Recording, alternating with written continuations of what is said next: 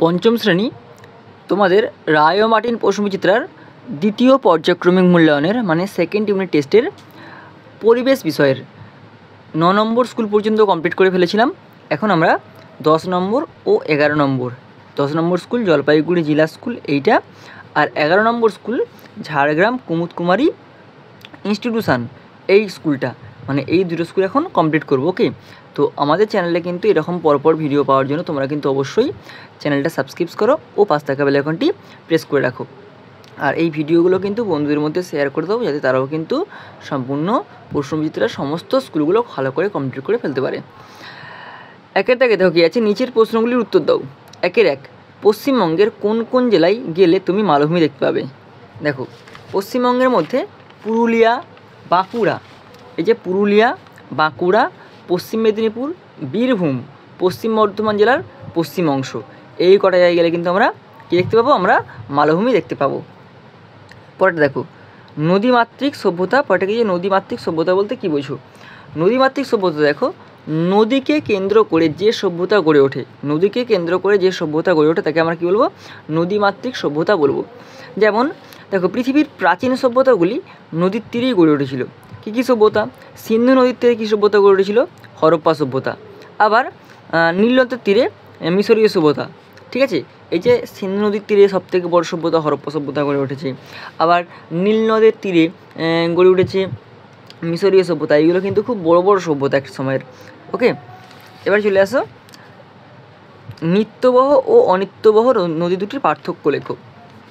দেখো, নিত্যবহ দেখো, নিত্য হচ্ছে কি, এই নদীতে সারা বছর জল থাকে, তাহলে যে নদীতে সারা বছর জল থাকে তাকে নিত্যবহ নদী বলবো। অনিত্যবহ নদী কোনটা? এই নদীতে বর্ষাকালে ছাড়া অন্য কোনো সময় জল থাকে না। ওকে, নিত্যবহ নদীতে সারা বছর নৌকা চলাচল করতে পারে, অনিত্যবহ নদীতে কিন্তু সারা বছর নৌকা চলাচল করে না।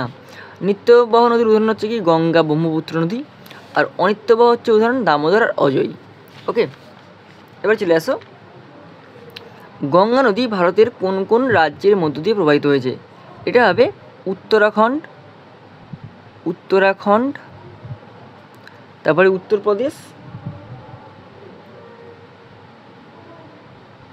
তারপরে বিহার এবং সর্বশেষ হচ্ছে পশ্চিমবঙ্গ। তাহলে গঙ্গা নদীর উৎপত্তি উত্তরাখণ্ড, তারপরে উত্তরপ্রদেশ, তারপরে বিহার, তারপরে পশ্চিমবঙ্গ। এরপরে দেখো 1.5 শ্বাসমূল ও ঠেসমূল কী?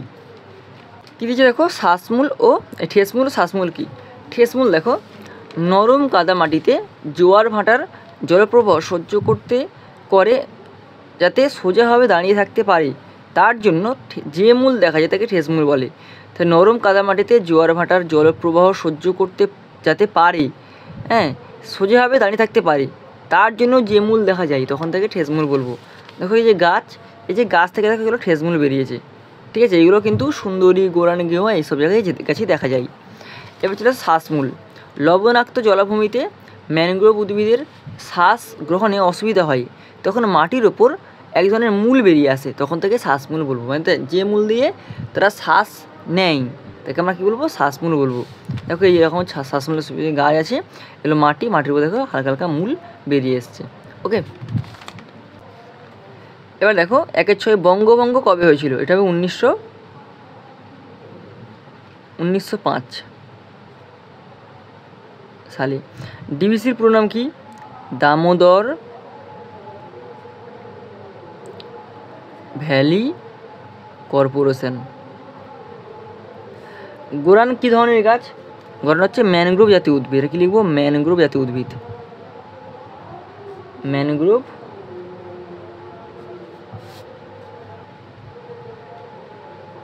জাতীয়। বাঁশের কেল্লা কে বানিয়েছিল? তিতুমির। মেদিনীপুর কোন নদীর তীরে অবস্থিত? এটা হচ্ছে কংসাবতী। মেদিনীপুর শহর কিন্তু কংসাবতী নদীর তীরে অবস্থিত। এবার চলে আসো 2-1। জলপাইগুড়ির উত্তর দিকে উচ্চতা প্রায়, জলপাইগুড়ির উত্তর দিকে উচ্চতা হচ্ছে 1000 মিটার। অপশান ক। 2-2 দেখো, বোটানিক্যাল গার্ডেন রয়েছে, এটা হবে অপশান খ হাওড়া। গান্ধী বুড়ি বলা হয়, অপশান খ হবে মাতঙ্গিনী হাজরাকে। এরপরে দেখো, আগে কীটনাশক হিসেবে ব্যবহার করা হতো কাকে? নিম পাতাকে। কোন শহরটি সমুদ্রের ধারে অবস্থিত? এটা হবে দীঘা। দীঘা শহরটা কিন্তু সমুদ্রের ধারে অবস্থিত। এবার চলে আসো 11 নম্বর স্কুল, ঝাড়গ্রাম কুমুদ কুমারী ইনস্টিটিউশন। এক কথায় উত্তর দাও, নিত্যবনদী কাকে বলে?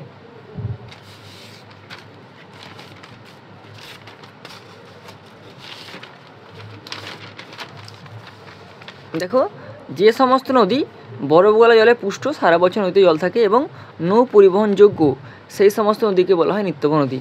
যেমন গঙ্গা, জলঙ্গি, এগুলো হচ্ছে নিত্যবন নদীর মধ্যে পড়ে। এরপরে দেখো 1-2, তমলুক শহরের আদি নাম কী ছিল? এটা হবে তম্রলিপ্ত বা তাম্রলিপ্ত। একার ময়রাফলা লয়হস্যই পয়ত, তাম্রলিপ্ত। কোন জেলা টেরাকোটা শিল্পের জন্য বিখ্যাত? এটা কী হবে? বিষ্ণুপুর।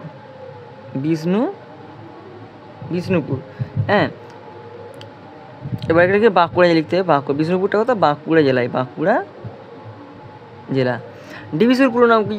এই একটু আগে বললাম, এই যে দামোদর ভ্যালি কর্পোরেশন। ওকে, এবার দেখো, ভারতবর্ষের সংবিধান কে রচনা করেন? ভারতবর্ষের সংবিধান রচনা করেছিলেন ভীমরাও রামজি আম্বেদকর। ভীমরাও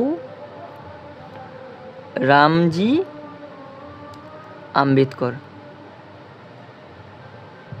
গান্ধীবুড়ি কাকে বলে? গান্ধীবুড়ি বলে মাতঙ্গিনী হাজরাকে। এই যে একটু দাগ মারলাম, এই যে মাতঙ্গিনী হাজরা দেখতে পাচ্ছ। এবার চলে আসো 2 দাগের, শূন্যস্থান পূরণ করো যে কোনো 5টি। রেশম কীট পালনের জন্য ড্যাশ গাছের চাষ হয়? এটা হবে তুঁত গাছের চাষ হয়, তুঁত গাছের। পশ্চিমবঙ্গের ড্যাশ অঞ্চলে ম্যানগ্রোভ জাতীয় গাছ দেখা যায়? পশ্চিমবঙ্গের সুন্দরবন অঞ্চলে।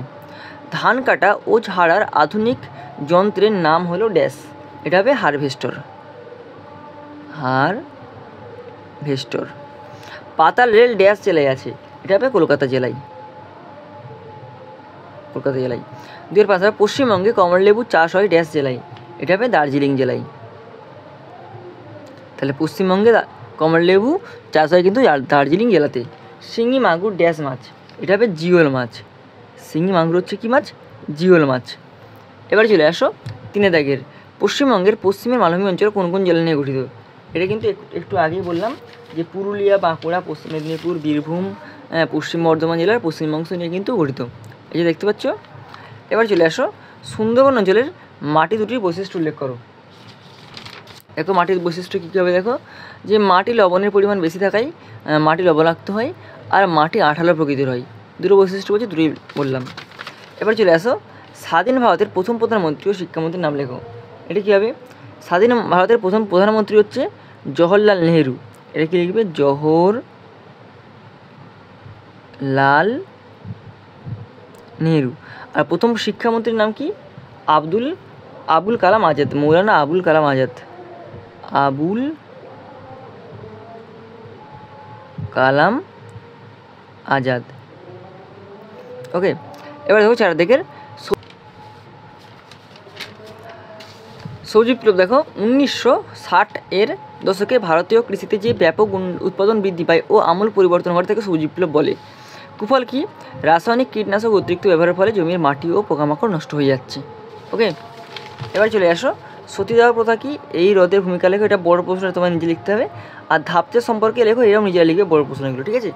তো তাহলে আমাদের স্কুল নাম্বার 10-11 কমপ্লিট হয়ে গেল। আমার চ্যানেলে কিন্তু এরকম পরপর ভিডিও পাওয়ার জন্য তোমরা কিন্তু অবশ্যই চ্যানেলটি সাবস্ক্রাইব করো, প্রেস করে রাখো।